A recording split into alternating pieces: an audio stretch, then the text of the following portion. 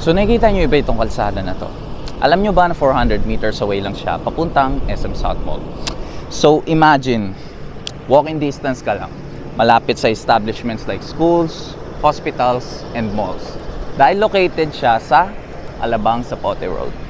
And one trip away ka lang papuntang PTEX and Metro Manila. Hi, I'm Ralph Valeros. Samahan nyo akong i-tour itong Victoria Park Residences here in Las Piñas.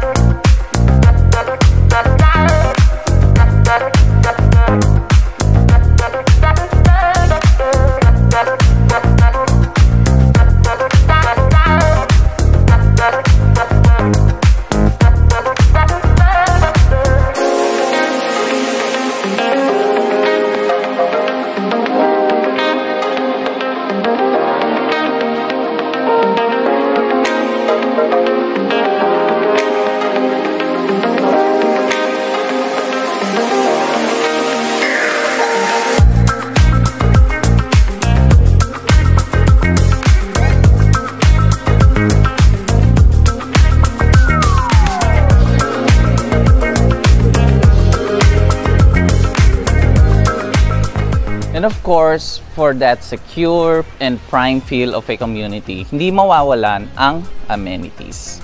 So first, nandito tayo sa clubhouse. For the clubhouse, you can see na sobrang lawak, taas, maliwanag at presko rito. And of course, pagpunta mo rito sa clubhouse, may access ka na rin going to your swimming pool. So as you can see, very resort-like, sobrang open, spacious at presko. So Victoria Park Residences is a small, secured, and peaceful community. So nakapaikot lang siya, kaya tahimik, malawak at mahangin. So dito, ang una po nating titignan ay ang end unit ng townhouse. Let's take a look inside. So for this end unit, may kita nyo po na it can house up to 2 cars at the same time. And of course, against the rain or sun, may cover na rin siya.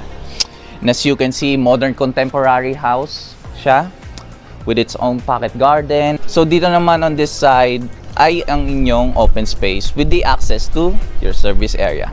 So tara, pasukin na natin. So welcome, as you can see, wooden door na po siya, and for added security, may screen na rin po. So you're first greeted by the living area. As you can see, very spacious and lots of natural light dahil may sliding windows on the facade. So, cove ceilings with pin lights and straight layout siya, kaya nandito na po ang ating kitchen and dining area. So over here, there on that side, provision for your TV, and as you can see, may aircon and sliding doors. So this townhouse sits at a lot area of 80 square meters and a total developed area of 119 square meters. So over here at the kitchen and dining area, so yung dining area, you can house up 6 to 8 seaters. And upon turnover, makikita nyo po na ang kitchen area natin, may granite top na siya, complete with stoves and overhead storage. So as you can see here on this area, may dedicated spot na rin siya sa inyong refrigerator dahil naka-ready na po yung sockets for your appliances. And over here, nandito po ang ating sliding doors which has the access to your lanai and service area. And over here, nandito ang ating first toilet and bath. And kagandahan dito, since straight layout siya, maganda rito, maliwag, maaliwalas, and lots of natural light. So nandito ang access papunta sa service area, and kagandahan din niya ay may dedicated helper's room na siya. So ayan, may kita nyo na mahangin, presko. So kung gusto nyo ng mapreskoan, open nyo lang yung sliding doors nyo. So andito po ang ating helper's room. So dito sa service area, kung mapapansin nyo, may sockets na rin siya and up for provision na pwede nyo siyang ipa-cover kung may initan kayo. So ayan, very spacious, may greenery dahil nandito na rin ang lanai area. At ayan na, for the part you've been waiting for, let's go check the rooms. So for the staircase, wooden po ang steps. Tapos, steel and wood na rin po ang dress natin. So kung makikita nyo, high ceiling po siya and may fixed window.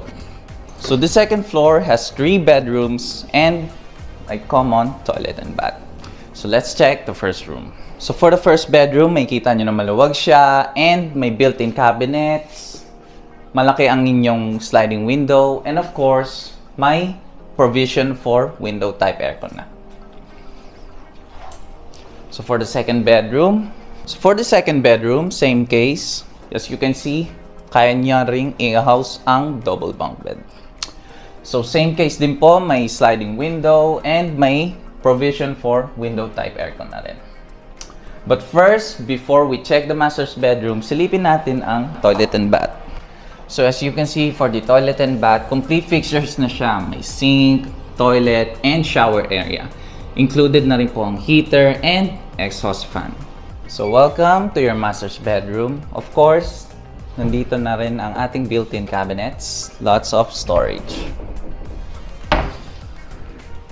And as you can see, naka-pin light at drop ceilings na rin siya to go along with the modern contemporary look. So as you can see, queen size bed and may provision na siya for window type aircon and of course your internet and also even a TV.